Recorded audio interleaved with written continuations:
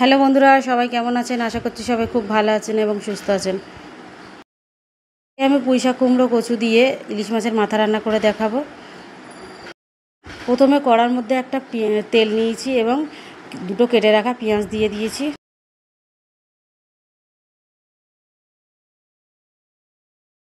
এটা ভালোভাবে নেড়ে একটু হালকা ফ্রাই করে নেব।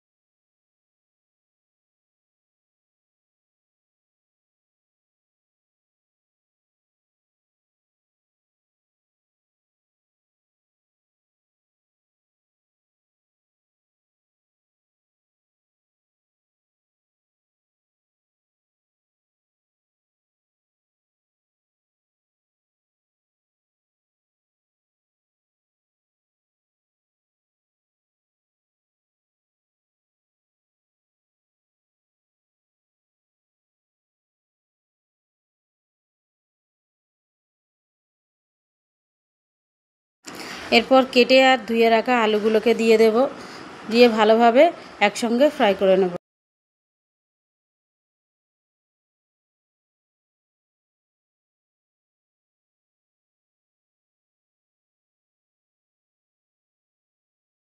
এতে 1 চামচের মতো আদা রসুনের পেস্ট দিয়েছি এবং 1 চামচ লবণ দিয়েছি, দিয়ে ভালোভাবে এটাকে নেড়ে নেব যাতে আদা রসুনের গন্ধটা চলে যায়।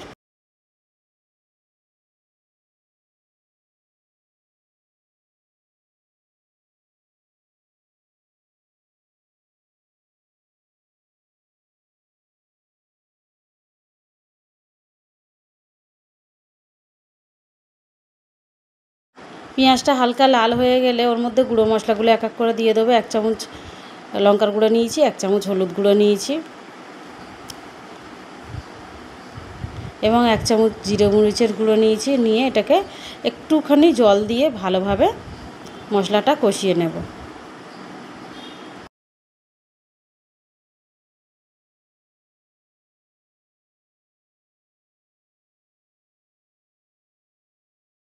আমি এখানে ধনে গুঁড়োটা দিতে ভুলে গেছিলাম, সেই জন্য আমি এই অবস্থায় দিয়ে দিলাম। আপনারা এর আগে দিলেও হবে। মশলাটা ভালোভাবে কষানো হয়ে গেলে এবার কেটে রাখা একটা বড় টমেটো ছিল, সেটাকে আমি দিয়ে দিলাম এর মধ্যে। দিয়ে কেটে আর ধুয়ে রাখা ডাঁটাগুলোকেও দিয়ে দিলাম। দিয়ে এই দুটো সব একসঙ্গে নিয়ে একটু ভালোভাবে মশলাটাকে কষিয়ে নিতে হবে যাতে ডাঁটার গন্ধটা না থাকে।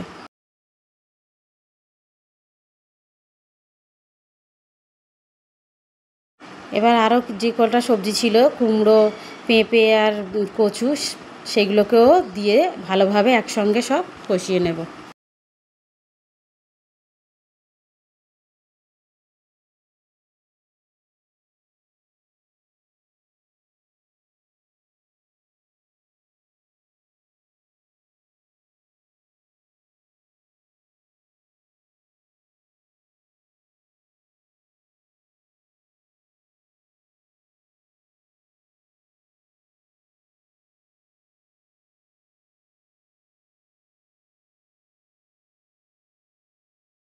মশলাটাকে ভালোভাবে কষানো হয়ে গেলে একটা প্রেসার কুকারে দিয়ে বেশ 2টো সিটি হওয়া পর্যন্ত অপেক্ষা করব।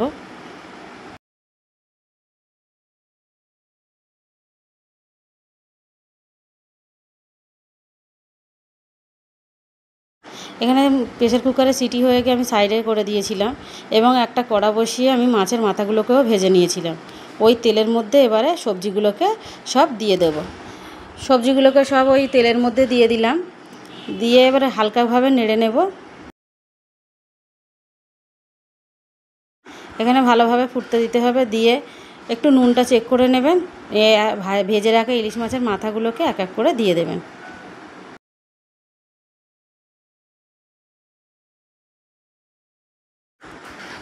এটাকে এবারে ঢাকা দিয়ে বেশ 2 থেকে 3 মিনিট ঢেকে দিয়ে গরম গরম ভাতের সঙ্গে পরিবেশন করুন, খুবই ভালো লাগবে। প্লিজ চ্যানেলটাকে সাবস্ক্রাইব করুন এবং লাইক করুন।